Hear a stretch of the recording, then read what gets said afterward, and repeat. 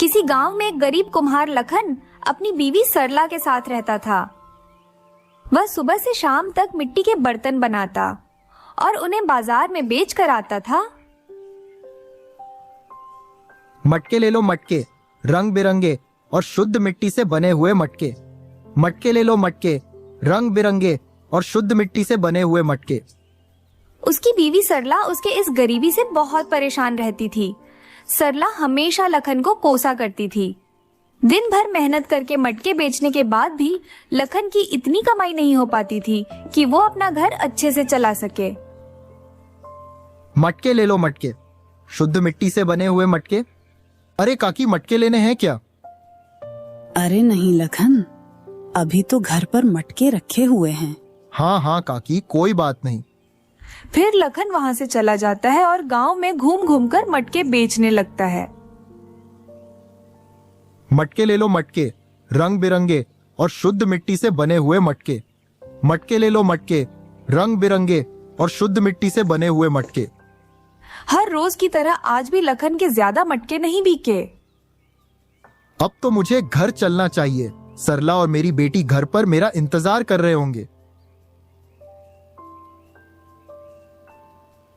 इतनी गरीबी से परेशान होकर एक दिन सरला ने लखन से कहा, अजी, आपको कुछ समझ में आता है या नहीं? हमारी बेटी बड़ी हो रही है और आप अभी भी यहाँ घड़े बेचने में लगे हुए हैं। क्या भाग्यवान, तुम्हें क्या लगता है? क्या मैं कोशिश नहीं करता? मुझे पता है आप कोशिश करते हैं, लेकिन आपकी इस कोशिश से कभी कुछ नहीं होने वाला है। हमारी बेटी अब बड़ी हो रही है। कभी सोचा है आपने उसके भविष्य के बारे में? घड़े बेचकर हमारा गुजारा हो जाए वही बहुत है। इससे ज्यादा और मैं कर ही क्या सकता हूँ भाग्यवान। अरे, अपने और मेरे बारे में ना सही, लेकिन कम से कम अपनी बेटी के बारे में तो सोचिए। ठीक है भाग्यवान, इस बारे में मैं कल बात करता हूँ तुमसे।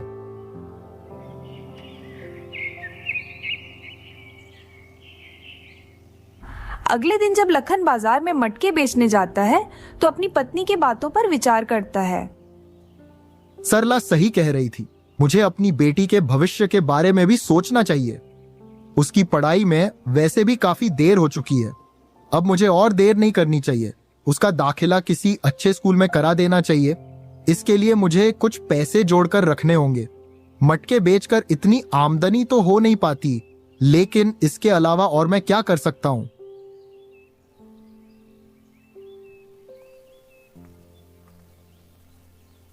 दिन भर बाजार में घड़े बेचने के बाद शाम को जब लखन घर वापस आता है तो सरला उसे कहती है, अजी सुनिए, आपने अपनी बेटी की भविष्य के बारे में कुछ सोचा या नहीं?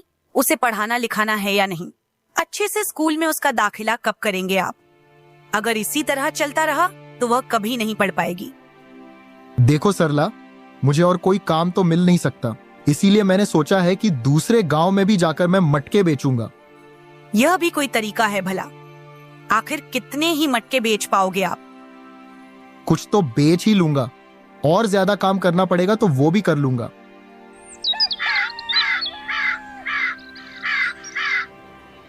अगले दिन से लाखन गांव गांव घूम घूम कर मटके बेचने लगता है। दिन भर गांव में घूम घूम कर मटके बेचने के बाद लखन सोचता है, आज तो बहुत थक गया, लेकिन अभी मुझे गांव के बाजार में भी जाकर मटके बेचना है। इतना कहकर लखन बाजार की ओर बढ़ जाता है। बाजार में पहुंचकर लखन आवाज लगाता है, मटके ले लो मटके, रंग बिरंगे और शुद्ध मिट्टी से बने हुए मटके। मटके ले लो मटके, रंग बिरंगे और शुद्ध मिट्टी से बने हुए मटके। तभी लखन के पास एक आदमी आता है और कहता है, ऐ सुन, तू यहाँ क्या कर रहा है?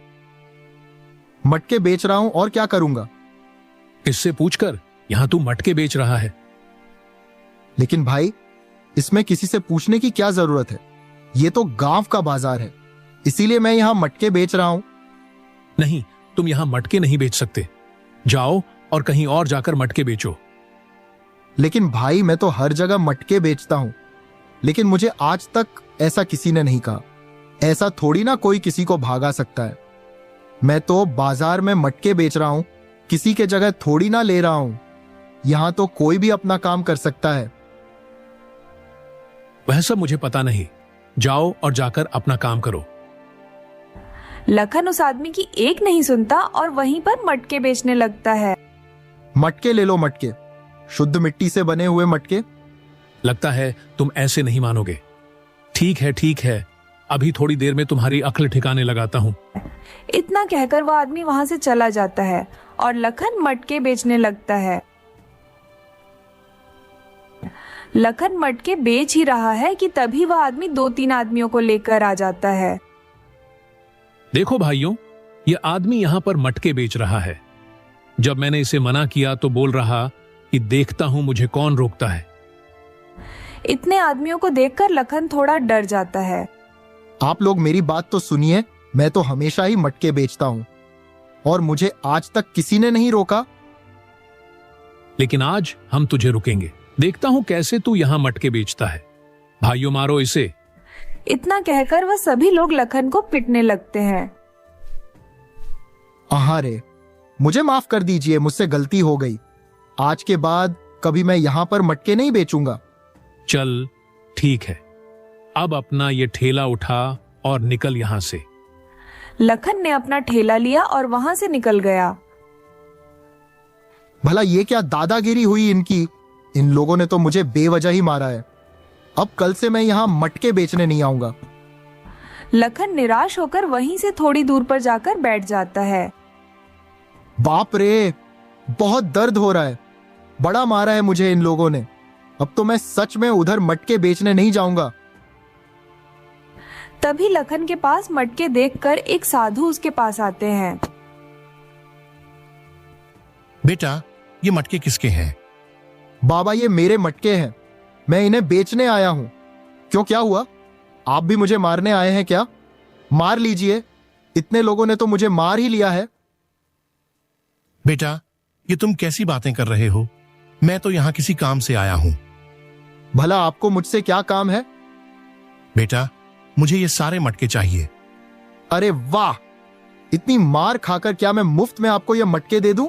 नहीं, मुझे ये मटके दूसरे गांव में बेचने हैं, जिससे मुझे कुछ पैसे मिलेंगे और तभी तो मेरा घर चल पाएगा। बेटा, मुझे इन घड़ों की जरूरत है, मगर अभी मेरे पास पैसे नहीं हैं, लेकिन मैं तुम्हें कुछ और दे सकता हूं। क्या ही दे सकते हो आप मुझे? मैं आपको मटके तभी दूंगा जब आपकी चीज मेरे मटकों से ज्यादा कीमती होगी। तभी साधु लखन को अपनी माला देते हुए कहते हैं, ठीक है, तुम मेरी यह माला रख लो। अरे बाबा, लेकिन ये माला मेरे किस काम की है? बेटा, ये बहुत कीमती माला है। ये माला तुम्हारी किस्मत बदल सकती है। अच्छा ठीक है, मैं आपको ये मटके दे तो दूं, लेकिन ये माला मेरे लिए कोई काम नहीं आई तो? बेटा, मैं तुमसे झूठ नहीं बोलूंगा। कल मंदिर में पूजा है, उसी पूजा के लिए मैं यह मटके तुमसे लेने आया हूं। अगर यह माला तुम्हारे किसी काम नहीं आई तो तुम मुझे मंदिर में आकर माला लौटाना जाना। बदले में मैं तुम्हें पैसे दे दूंगा। इतना बोलकर साधु लखन को वह माला देकर और मटके लेकर वहां से चले जाते हैं। हे भगवान, काशी माला कीमती हो, क्योंकि वह मटके कम से कम 500 की तो थी। अब यह माला कम से कम 1000 की तो होनी ही चाहिए, नहीं तो मुझे लगा कि मेरा नुकसान हो गया है। घर जाकर लखन सारी बात अपनी पत्नी को बताता है और सरला उसकी बातें सुनकर हंस पड़ती है। मतलब तुम्हें एक साधु बाबा ने कुछ भी कह दिया और तुम मान गए? कितने बड़े मूर्ख हो तुम। अरे भाग्यवान उन्हें कहा है कि यह माला बहुत कीमती है, और तो और इस माला को रखने से मेरे काम में बहुत तरक्की होगी। उन्हें तो यह भी किया है कि मैं यह माला उन्हें वापस भी कर सकता हूं। अगर ऐसी बात है तो तुम अभी सुनार के पास जाओ और इस माला की कीमत का पता लगाओ। हाँ भाग्यवान, मैं अभी सोनार के पास जाकर पता लगाता हूं कि यह माला कितने की है। माला को लेकर लाखन गांव के सुनार के पास जाता है। माला को देखकर सुनार उसे कहता है, बड़ी ही कीमती माला है, कोई भी इसकी अच्छी खासी कीमत दे सकता है। चाहो तो ये माला तुम मुझे बेच सकते हो। क्यों, आखिर ऐसा क्या है इस माला में? यह माला कीमती मोतियों की बनी हुई है, इसलिए यह माला की तुम्हें अच्छी कीमत मिल जाएगी। तुम चाहो तो यह माला मुझे बेच सकते हो। नहीं, पहले मुझे अपनी पत्नी से पूछना पड़ेगा। वो हाँ करेगी तभी बेचूंगा। ठीक है, तुम एक बार अपनी पत्नी से पूछ लो।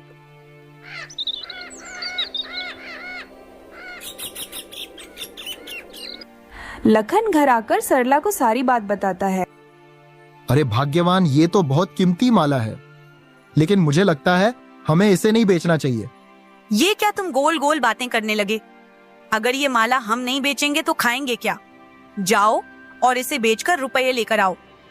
साधु ने भी यह माला देते हुए मुझे कहा था कि यह माला बहुत पुरानी और काम की है। हो सकता है इसे हमारी किस्मत बदल जाए। क्या तुम पागल हो गए हो? फिर से साधु बाबा की बातों में आ गए। अगर इस माला को नहीं बेचोगे तो हम खाएंगे क्या? हम भाग्यवान, तुम कह तो सही रही हो। घर में रुपए ही नहीं आएंगे तो हम खाएंगे क्या? आज तो मैंने कुछ भी नहीं कमाया है, और जिस तरह से लोगों ने मुझे मारा है, लगता नहीं है कि मैं कुछ दिन तक मटके बेचने जा पाऊंगा। ठीक है, तो फिर मैं अभी इसे बेचने जाता हूँ।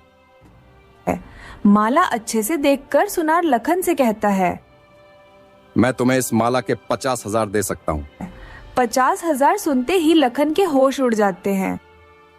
50,000? ठीक है, आप ये माला रख लीजिए और मुझे 50,000 दे दीजिए। लखन तुरंत वह माला सुनार को दे देता है और बदले में 50,000 रुपए लेकर घर आ जाता है।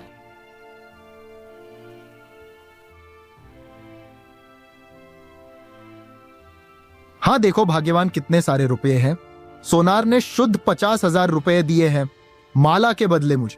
देखा, अब जाकर हमारा कुछ भला हुआ ना। अब हम कुछ अच्छे से जी पाएंगे। इतने पैसे में तो हम साल भर आराम से बैठकर खा सकते हैं। एक साथ आपको 50,000 मिल गए।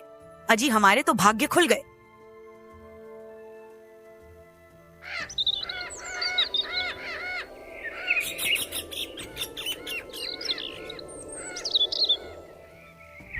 ऐसा ही कुछ समय बीत जाता है और लगभग 4 महीने बीतने के बाद एक दिन सरला को फिर से चिंता होती है।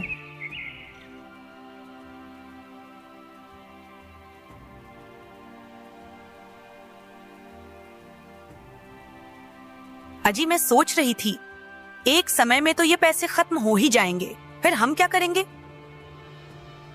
सरला, तुम बात तो सही कह रही हो। इससे पहले कि यह पैसा खत्म हो जाए, क्यों ना हम इन पैसों का इस्तेमाल सही जगह पर कर ले। वो तो ठीक है जी, लेकिन हम करेंगे क्या?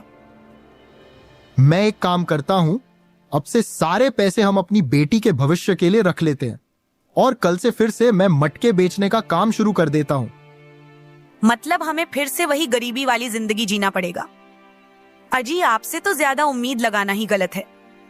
अरे भाग्यवान, तुम समझो तो।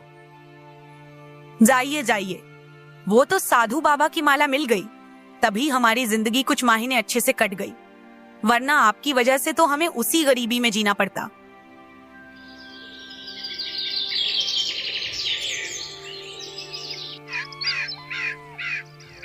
पत्नी के ताने सुनाने के बावजूद लखन अगले दिन से मटके बेचना शुरू कर देता है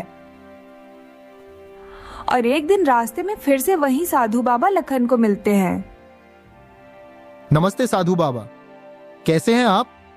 बेटा, मैं तो ठीक हूं। और बताओ, मेरी माला कीमती निकली या नहीं? अरे बाबा, वह माला तो बहुत कीमती निकली और मैंने उसे बेच भी दिया। हे भगवान, मूर्ख, क्या तुमने वह माला बेच दी? क्यों, क्या हुआ बाबा?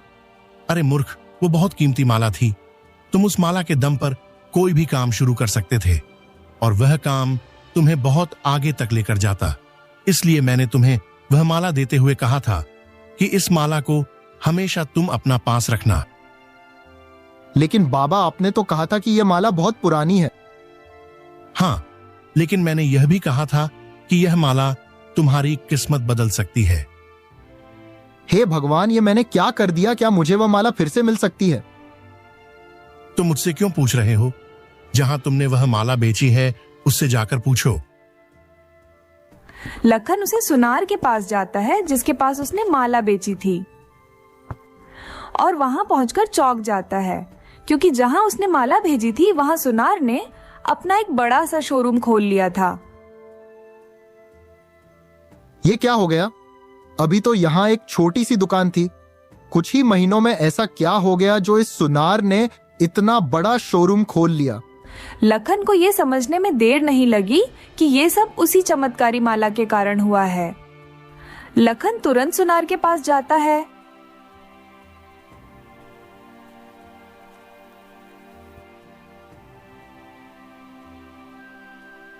वो माला जो मैंने आपको बेची थी वो मुझे वापस चाहिए। क्या वह माला तुम्हें वापस चाहिए? लेकिन वो माला मैं तुम्हें वापस नहीं दूंगा। उस माला के आते ही मुझे एक बहुत बड़ा 10 लाख का सोने के हार का कॉन्ट्रैक्ट मिला और उसने मुझे बहुत फायदा हुआ। उसके बाद मुझे बड़े बड़े कॉन्ट्रैक्ट मिलने लगे, जिससे मैंने जल्दी ही एक बहुत बड़ा शोरूम खोल लिया। अब तो वो माला मैं तुम्हें कभी नहीं दूंगा। लेकिन वो माला मैंने आपको दी थी, इसलिए मैं उसे लेने आया हूं। वो माला तुमने मुझे दी नहीं, बेची थी।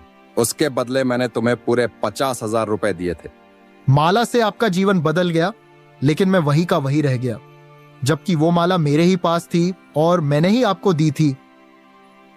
मैं तुम्हारी ज्यादा मदद तो नहीं कर सकता, लेकिन क्योंकि तुमने मुझे वो माला दी थी और उस माला की वजह से ही आज मैं यहां पर हूं, इसलिए मैं तुम्हें अपने यहां पर काम पर रख सकता हूं। बस काम अच्छे से करना इसे। ठीक है। लखन निराश होकर अपने घर लौट जाता है और सारी बात अपनी पत्नी को बताता है। तब सरला उसे कहती है, अब जो हो गया उसे भूल जाओ। हम कर भी क्या सकते हैं? आपको सुनार जो काम दे रहा है वही काम कर लीजिए। कम से कम आपके पास एक अच्छा काम तो होगा। अभी हमारे पास 25,000 बचे हैं, तो हम उनसे अपनी बेटी को अच्छी शिक्षा देंगे। आप चिंता मत कीजिए। हाँ सरला, तुम ठीक कह रही हो। अभी मेरे पास और कोई काम भी नहीं है। मुझे दिमाग से कम लेना चाहिए था। मैंने जल्दीबाजी में सब गड़बड़ कर दिया। मैंने थोड़ी समझदारी से काम लिया होता तो सब कुछ कितना अच्छा होता। लेकिन अब मैं गलती नहीं करूंगा। मुझे यह काम मिल रहा है तो मैं ये नहीं छोड़ूंगा और खूब मेहनत से काम करके तुम लोगों को एक बेहतर जीवन देने की कोशिश करूंगा।